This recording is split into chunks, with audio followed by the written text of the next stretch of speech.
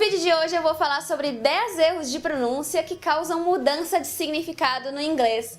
Mas antes de eu começar com a listinha, só quero fazer 3 observações. A primeira é que eu não vou falar muito aqui sobre contrastes entre vogais, como ship e sheep, porque eu já tenho vídeos sobre isso e eu inclusive quero fazer em breve, um novo, só sobre vogais, então não é o foco do vídeo de hoje. A segunda observação é que esses erros, mesmo mudando o significado das palavras, nem sempre causam assim um erro de comunicação, um problema na comunicação, porque as pesquisas têm mostrado que os falantes nativos acabam entendendo essas palavras pelo contexto. Então, se algum brasileiro disser I have 3 dogs, o falante nativo vai entender que são 3 dogs, mesmo que tree seja árvore, por causa do contexto. Então esses erros que eu vou mostrar podem ou não causar erros na comunicação e por isso eu gosto de mostrar para vocês também, para que vocês tenham consciência desses sons que às vezes a gente nem percebe. A gente só vai perceber quando alguém diz pra gente, a gente não ouve essas diferenças que eu vou mostrar. E a terceira observação aqui, os erros que eu vou mostrar aqui são erros entre aspas, porque eles fazem parte do processo da aprendizagem, todo mundo vai cometer, eu já cometi a maioria deles, então o meu objetivo não é julgar a fala de ninguém, e sim mostrar que muitas vezes a fonologia do português acaba influenciando na fonologia do inglês. Então, por exemplo, só para dar um exemplo,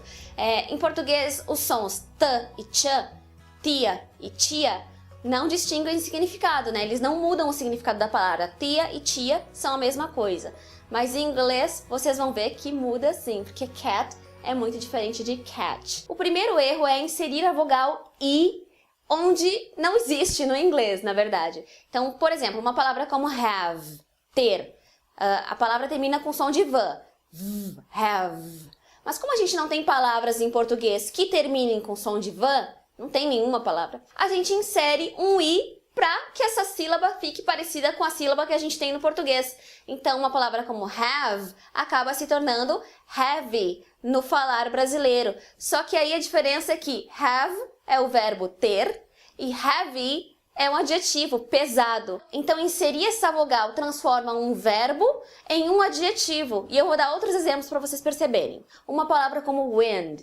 Então, wind é vento, né? E termina com D. A gente não tem sílaba terminada em D em português. E se tem, a gente coloca um I, por exemplo, advogado. A gente não fala advogado. Então isso é uma coisa do português, a gente faz isso naturalmente, sem pensar. E aí o aprendiz brasileiro vai acabar falando windy ou windy, né? Vai inserir esse I aí na palavra wind, vento. Só que windy é um adjetivo também, é diferente de wind, que é um substantivo. Windy é um dia ventoso, um dia com vento. Cloud, nuvem, cloud. O falante brasileiro vai falar cloudy ou cloudy, né? Mas na verdade cloudy é um dia nublado. Cloud, nuvem, e cloudy é um adjetivo para dizer que o dia está com muitas nuvens, ou seja, nublado. Então cuidado. Have, heavy, wind, windy, cloud, cloudy são palavras diferentes. O segundo erro é ainda sobre a inserção desse I, mas olha só, o significado não vai ser de um substantivo para um adjetivo. O I, nesses casos, vai ser o diminutivo dessas palavras. Então, se eu tenho uma palavra como dad, pai, e eu falo daddy, então daddy é paizinho ou papai, então é um jeito mais carinhoso de falar pai. Dog, cachorro. Se eu falo doggy, é um cachorrinho. Então, isso dá uma ideia diferente. Se você coloca esse I, você pode estar dando a ideia de diminutivo como doggy.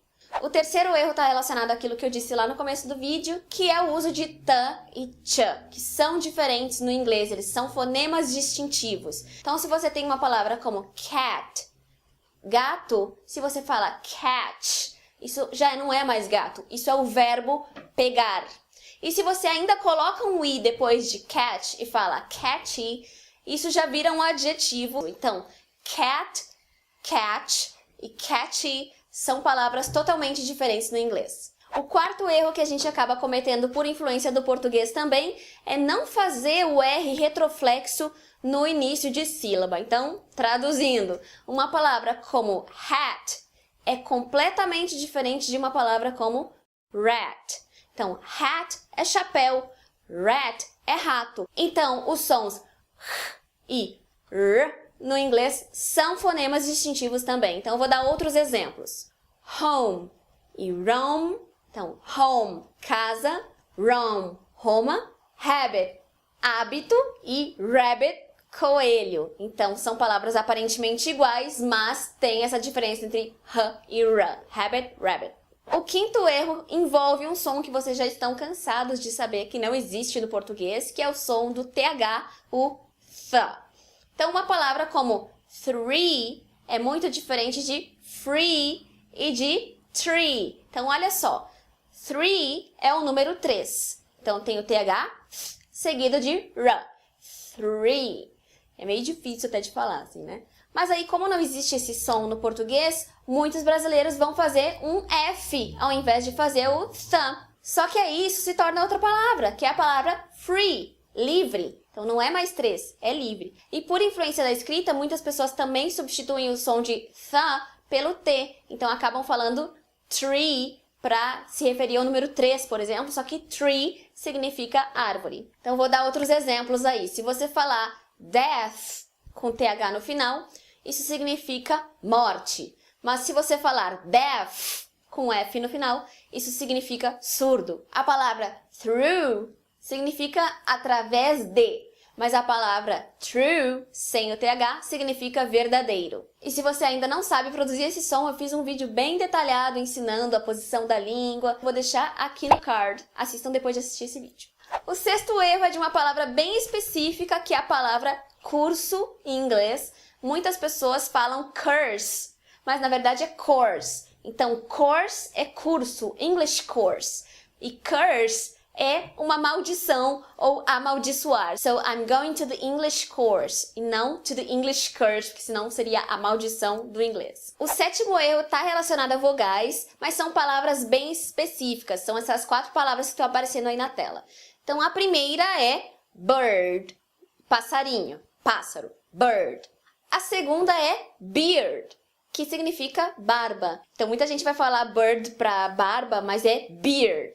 Que, por sinal, é muito parecida com a palavra beer, só não tem o D no final, que é cerveja, né? Então, cerveja, beer. E a quarta é bear, que é um animal, que é o urso, né? Então, são 4 palavras e 4 pronúncias diferentes. Recapitulando, bird, beard, beer e bear.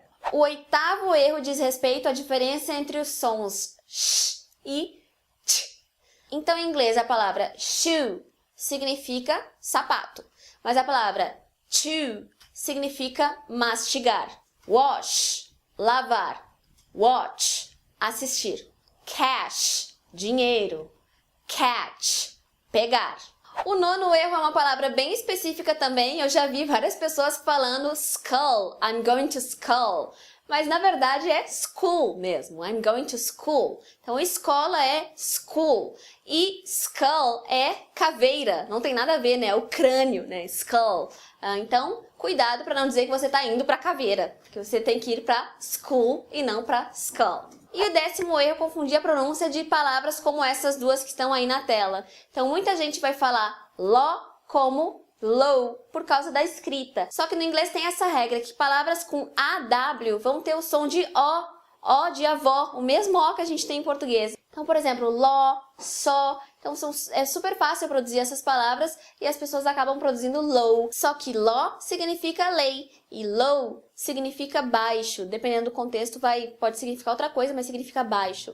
Bom, então esses foram os 10 erros que eu selecionei. São os erros que eu mais ouço por aí e os erros que eu também cometia. Então, eu montei essa lista com base nos meus próprios erros no passado. Então, lembrando que a minha pronúncia aqui, para quem tem dúvidas em qual é o inglês que você fala, eu falo Brazilian English mesmo, porque eu não falo idêntico a um falante nativo de inglês. Mas se eu for escolher uma variante do inglês aí que mais se aproxima do meu inglês, eu diria que é o inglês americano, tá? Então, quando eu ensino essas dicas de pronúncia aqui no canal, eu me baseio no inglês americano padrão. Se bem que as palavras que eu dei de exemplo aqui vão ser praticamente iguais no inglês americano, no inglês britânico, australiano. Então não faz muita diferença aqui. Se gostou desse vídeo, é muito provável que você também curta esse vídeo aqui, que eu fiz com 15 erros de pronúncia mais comuns cometidos por falantes brasileiros. Então não deixem de assistir também e de se inscrever aqui no English in Brazil para continuar acompanhando mais e mais dicas de inglês. See you next video.